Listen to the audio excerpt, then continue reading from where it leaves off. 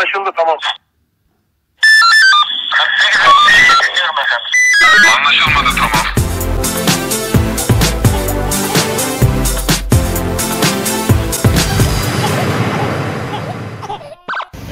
Merhaba arkadaşlar. Şu an görmüş olduğunuz gibi Salih bir polis arabasında, görmüş olduğunuz Salih ve polis arabası. Bu bir gerçek polis arabası. Aman tanrım. Memnun oldum Salih.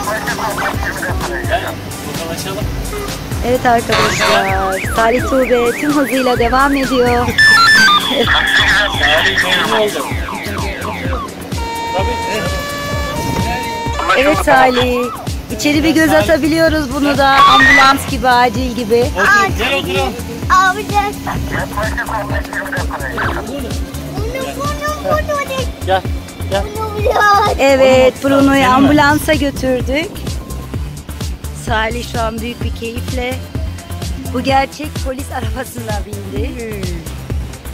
Salih'in her zaman için güzel arkadaşları var. Her yerde bir kalp kazanıyor.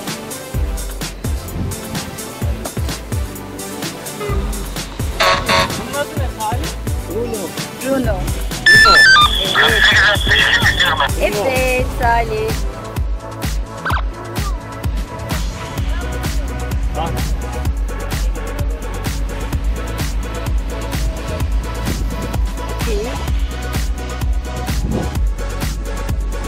Evet arkadaşlar, Salih Tuğbe'den de bugünlük bu kadar. Salih bayağı büyük bir keyif aldı, görmüş olduğunuz gibi.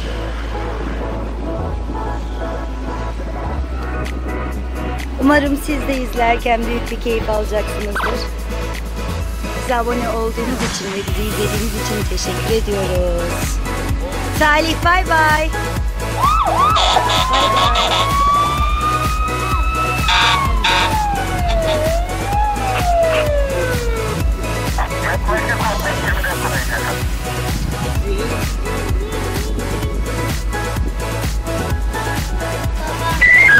Yetmiş otuz dinliyorum.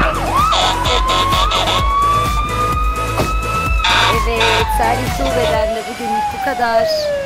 Bu görmüş olduğunuz gerçek polis arabasına veda ediyor. Arkadaşlarımıza veda ediyoruz, teşekkür ediyoruz. Salih.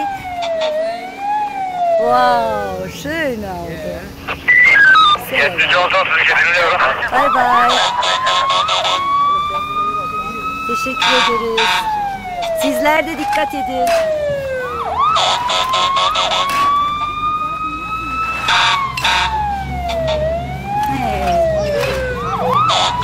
Evet arkadaşlar.